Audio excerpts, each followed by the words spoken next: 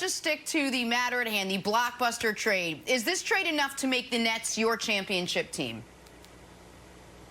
Heavens no. No, look, I'm fine with them being the favorite in the East. If you want to make them the favorite in the East, okay. But part of that is there's no juggernaut in the East. Milwaukee, we know their playoff issues. Boston's young, and Kemba Walker's got knee issues. Philadelphia's got a point guard that won't shoot, and Miami's just not that talented. So I can give them, make them probably the favorite in the East.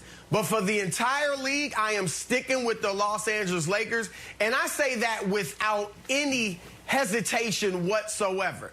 Let me say this. You've got to give Brooklyn a puncher's chance. With that much firepower and talent, you'd be foolish not to at least give them a puncher's chance. But this team is the greatest chemistry experiment in my 26 years of covering the NBA. And that is because of style of play and personalities and ego. Number one, you got two ball-dominant guards that dominate the dribble and both want to be the man. I don't know how that's going to work. James Harden did not show a willingness to share or defer to Chris Paul, to Russell Westbrook, to Dwight Howard. Is he going to do that now? Can he do that after all these years of being the man? Wow. And this is not like plugging in Kevin Durant with Steph and Clay, who both move off the ball and can catch and shoot. Kyrie and Harden need that dribble to get their rhythm. So this is going to be an interesting experiment stylistically, and then personality-wise. Kyrie clearly sees himself as the leader on the team, and you can see that on the floor. It's going to be hard for him to get these guys to buy in now, but he sees himself that way. James Harden hasn't been not the man or the leader on the team for the last 8 or 9 years. So this doesn't answer the Nets' biggest question, which is Kyrie's mentality. So as much talent as they have, and it is great talent, there's no denying it, questions abound so much that there's no way I can put them ahead of the Lakers, who right now look like they are head and shoulders above the rest of the league. Well, I'll go a step further, and I'm going to give the Nets the benefit of the doubt. Broussard, I'm going to, let's just take for as a given, Kyrie is going to come back rejuvenated and refreshed and be the offensive player he was before he went on this sabbatical. Let's also take for a given that they mesh and get along great. It's the NBA's version of the Three Amigos. They just can't. Every time we see them, they're all laughing together. They love each other, sharing the basketball. And the Nets get to where they should already be, which is the #1 offense in basketball. Let's take all of that as a given. They're still not good enough to get out of the East. And that's because there are two sides to playoff basketball. And right now, they will be starting a lineup with one above average defender. Durant's actually a very good defender. Kyrie, objectively bad defender. James Harden, if you get him out on the perimeter, objectively bad defender. DeAndre Jordan is fossilized. He got a DNP coach's decision the other night when Nikola Jokic was killing him. And Joe Harris is an extraordinary shooter, but he ain't playing no defense. You are going to have to go through in the first round, Miami or Boston, in round 2, Philly, and in round 3, Milwaukee, some order, form, or fashion. It ain't happening. Not with that defense. Their bet is they can be the worst defensive team to ever win a championship. And the depth is a bit of a concern in this regard. Do you know who their backup center is? It's Jeff Green. Do you know who their backup power forward is? It's Jeff Green's identical twin brother, also named Jeff Green. Like there's a lot riding on Durant and more questionably DeAndre Jordan. And so, listen, I get why they did it because they were drawing dead to win a title before, but I don't think this changes the math for them, Brandon. I still don't think they come out of the East. Brandon needs a full First adult off, jersey. Nick, It's his son's jersey. You need a grown-up jersey. Nick, this is hold on. this is not the NFL. Hold up. Championships, you don't win championships by playing defense in the NBA. NFL, Yeah, Wilds, you have a point. The Rams do have a fighter's chance, a puncher's chance, right? Because they have a great defense. In the NBA, there we go. Not so much. And then also, Chris, I just don't understand why you don't listen to me.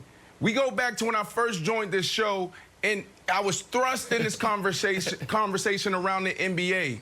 The NBA, what was happening? They just restarted their season. They entered in the bubble. And what did we see in the bubble? And what was I talking about in the bubble every other day? I was talking about James Harden, how he was evolving. Two things surrounding James Harden: ball dominant, and he didn't want to play defense. He did both in the bubble. He started playing defense. We were talking about it on every single show. Everybody, every network. And then he also was distributing the ball. He was playing off the ball. So this whole idea that James Harden isn't willing to evolve, it's a bad idea. And then the other thing, you know who James Harden reminds me of? And I'm not trying to compare them, because one is the greatest player on the planet and potentially can go down as the greatest player ever. He's not there yet, Nick, and that's LeBron James.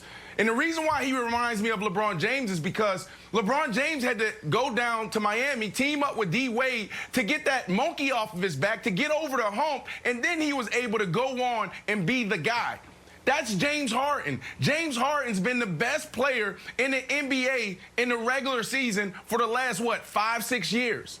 But then he gets into the postseason and he implodes. Both turnovers in a game, all-time high. We're talking about a guy that goes from shooting 40-something% to not being able to hit the back of the backboard. And now, who do you have on the other side? You have KD. You don't have that pressure anymore. You know going in, if I just drop 20 or even 17 sometimes, now I know KD can go for 35, 40, and we'll be okay. So this whole thought that this is not going to work is ridiculous, Wild.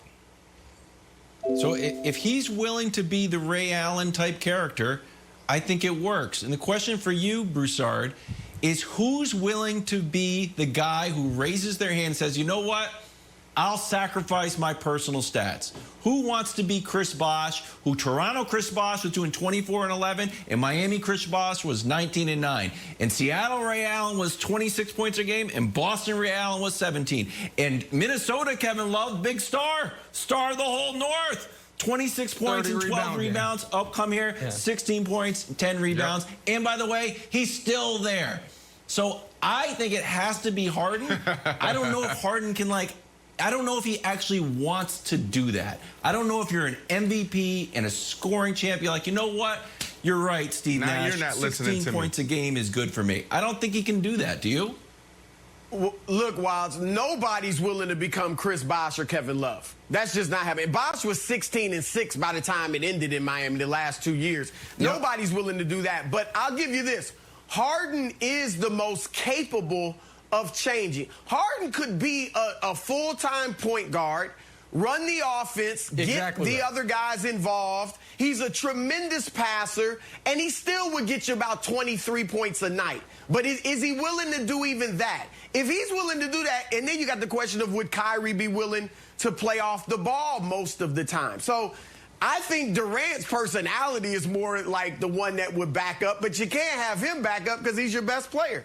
So, like I said, questions abound. And, Brandon, why I don't listen to you, because you just said defense don't win in the NBA. I mean, come on. Nick went overboard and saying they can't win the East, but you went overboard and saying you don't even have to play defense. Just outscore everybody. Come on. You got to play some defense. The last 10 years, that's exactly what it's been. No, in Brandon's defense, the actual head coach and the assistant head coach of the Brooklyn Nets, they have all those rings from those offense-only teams in Phoenix. Wait, they never even made the finals because they couldn't guard anybody. But just, hey, listen, real quick, because Broussard, I know you wanted to get this. We didn't have time. The great Eastern migration continues. That king goes out west, and all of a sudden, it looks a hell of a lot more attractive to go play on the East Coast. For 15 years, no superstar wanted to go to the East. They're like, no, it's LeBron's conference. Now he's out west. They're like, oh yeah, let me go see the Eastern Seaboard a little bit. See how that works out. Maybe I can make a fight.